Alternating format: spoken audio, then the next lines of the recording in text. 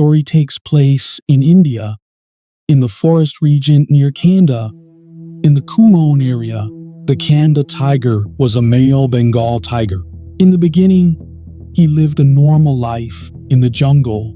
He avoided humans and hunted wild animals like deer and boar. For many years, everything was normal. Then, one tragic incident changed his life forever. The tiger was seriously injured, most likely by a hunter's bullet or a poacher's trap. His body was wounded, and his teeth were damaged. Because of this, hunting fast animals became very painful and almost impossible. Hunger slowly took control. The tiger attacked a human for the first time. Humans were slow and unprotected. After this first kill, the tiger realized that humans were easier prey than wild animals. This was the beginning of the Kanda Man-Eater. Soon, villagers in nearby areas began to disappear. People were attacked while walking on jungle paths, working in fields, collecting firewood. Fear spread quickly. Villagers stopped leaving their homes alone. Drums were beaten at night to scare the tiger. People believed the tiger was cursed or sent as punishment. The number of victims increased. The Kanda tiger became bold and fearless. He attacked in daylight and vanished into the jungle before anyone could react. This was no longer a normal tiger. This was a man-eater, and his terror was only beginning. As time passed, the Kanda Man-Eater became more dangerous. He stopped fearing humans completely. The tiger began attacking people in daylight. Farmers were killed while working in fields.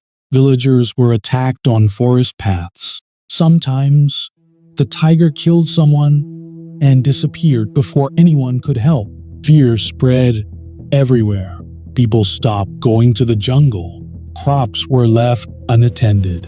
Families locked themselves inside their homes. Children were not allowed to go outside. Villagers believed the tiger was not normal. Some said he was possessed by an evil spirit.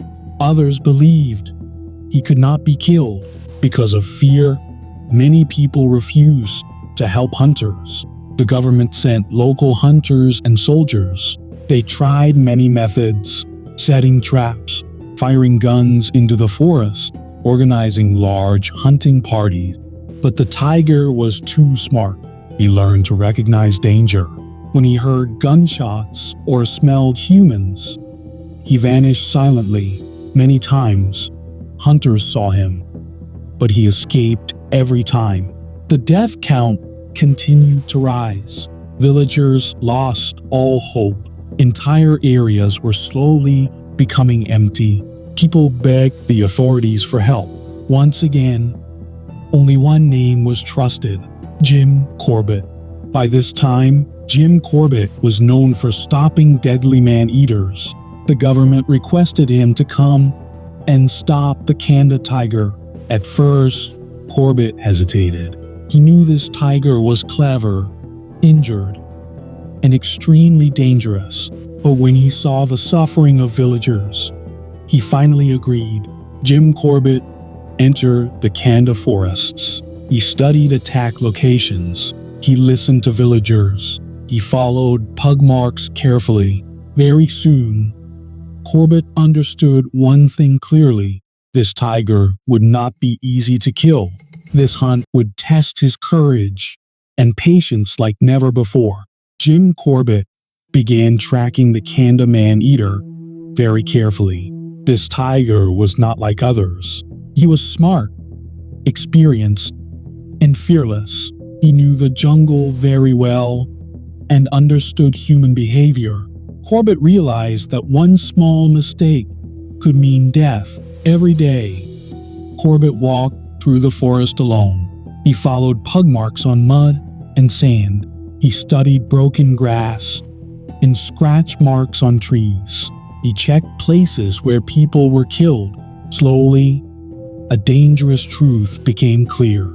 The tiger was watching Corbett. Many times, the jungle suddenly became silent. Birds stopped calling. Monkeys gave warning sounds. Corbett knew these were signs of a tiger nearby. One evening, Corbett felt eyes on him. He turned slowly and saw movement in the bushes. The tiger was very close, hiding and observing, but he did not attack. Instead, he disappeared silently. This shocked Corbett. The tiger was not afraid. He was testing. Days passed like this. Close encounters, narrow escapes. The tiger always stayed one step ahead. Then, bad news arrived. The Kanda Man-Eater killed another villager very close to a settlement. This showed that the tiger was still confident and dangerous. Villagers were terrified. They believed even Jim Corbett might fail. But Corbett did not lose hope. He knew that every man-eater makes one mistake. He waited patiently. He studied wind direction, time, and movement. The final encounter was coming, and when it came, only one would walk away alive. Jim Corbett knew the end was very close. The Kanda Man-Eater had become too bold. He was killing people near villages and was no longer afraid of humans. One morning, Corbett received urgent news. The tiger had attacked and killed a man near a jungle path used by villagers every day. The body was left nearby, which meant the tiger was still in the area. Corbett moved quickly. He followed the trail slowly and carefully. The jungle was completely silent. There were no birds, no sounds. Corbett knew this silence meant danger. Suddenly, the tiger charged. He came out of dense bushes, fast and powerful, straight toward Corbett. There was no time to run. Corbett stood his ground.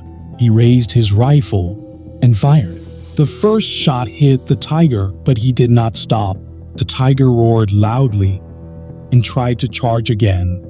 Corbett fired a second shot. This time, the Kanda Man-Eater collapsed and fell to the ground. The fight was over.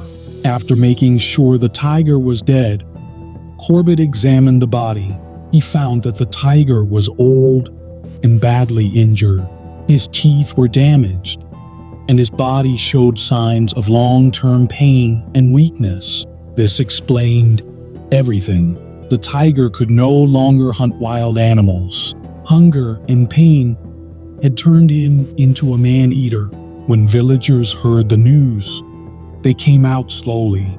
Many people cried with relief. The fear that had ruled their lives for so long was finally gone. Peace returned to the forests of Kanda. But the story did not end here.